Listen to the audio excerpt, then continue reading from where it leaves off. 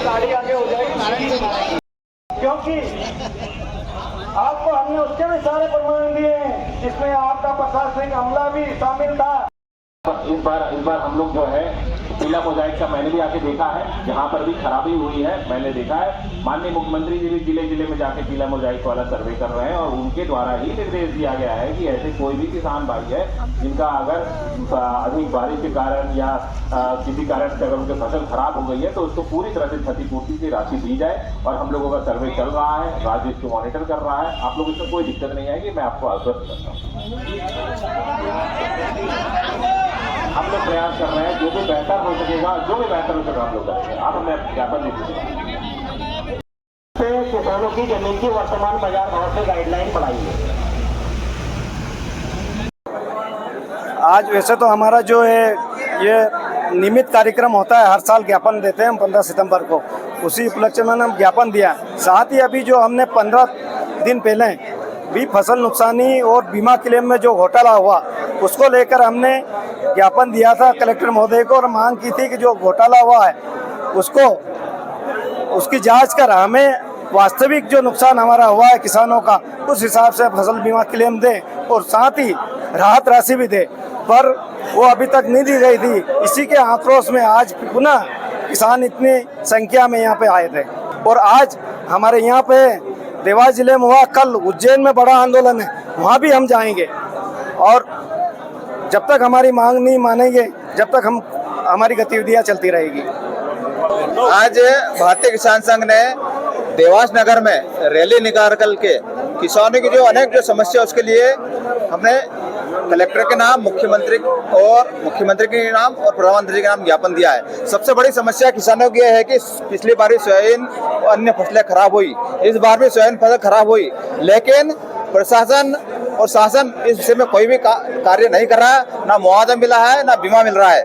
तो हम इसका कड़ा विरोध करते हैं और इसलिए आज ये आक्रोश रैली निकाली गई। बीमा में विसंगति है कि प्रधानमंत्री फसल बीमा जो है सैटेलाइट सिस्टम करने के कारण किसानों को उसका लाभ नहीं मिल रहा है, कंपनी को उसका लाभ मिल रहा है। वो प्रीमियम कटने के बाद भी बीमा नहीं दे पा रहे ना। सोयाबीन का उत्पादन बहुत हुआ। सोयाबीन अभी ये हालत है कि रोटावेटर चला रहे, खेत साफ कर रहे हैं। कोई किसान को 15 किलो 20 किलो प्रति बीघा निकल रही है। जो सोयाबीन 5 से 6 कुंटल प्रति बीघा निकलती थी वो आज 15 से 20 किलो प्रति बीघा निकल रही है। कलेक्टर साहब की ओर से क्या आश्वासन मिला? कलेक्टर साहब ने आश्वासन दिया है कि हमने सर्वे का आदेश कर दिया है, पटवारी लोग खेत खेत पहुंच भी रहे हैं, लेकिन हम उस सर्वे से संतुष्ट नहीं है। क्या समस्या है? सर्वे में जो परसेंटेज लिख रहे हैं किसानों की, जो किसान को नुकसान हुआ, किसानों की एक तो संख्या नहीं लिखी जा रही है और परसेंटेज नहीं लिखा जा रहा है। हम चाहते हैं किसानों की संख्या भी लिखी जाए, उसका परसेंटेज लिखा जाए जितना नुकसान हुआ है। किसानों की बहुत सारी ज्वलंत समस्याओं को लेकर आज भारतीय किसान संघ के बैनर तले हम एकत्रित हुए थे। किसानों की मांग है, जैसे अभी जो पीला मोजक आया है उसमें सर्वे में बहुत सारी विसंगतियां हैं। दूसरा, पिछले वर्ष की भी राहत राशि अभी हमको नहीं मिली।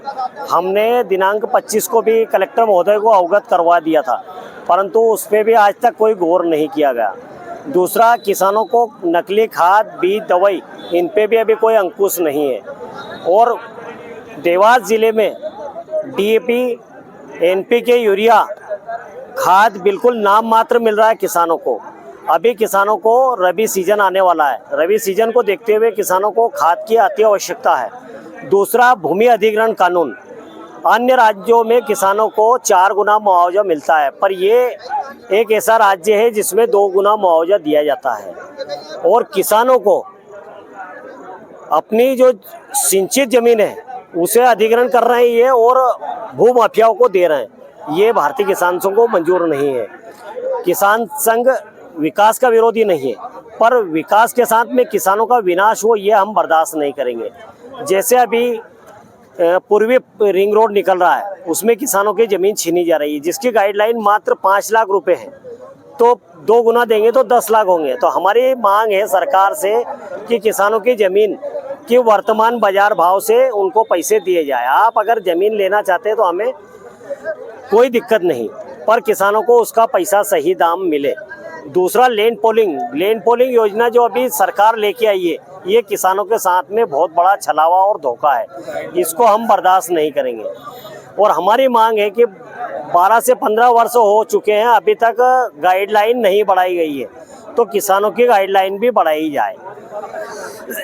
इन सब चीज़ों को लेकर आज हमारा ज्ञापन था।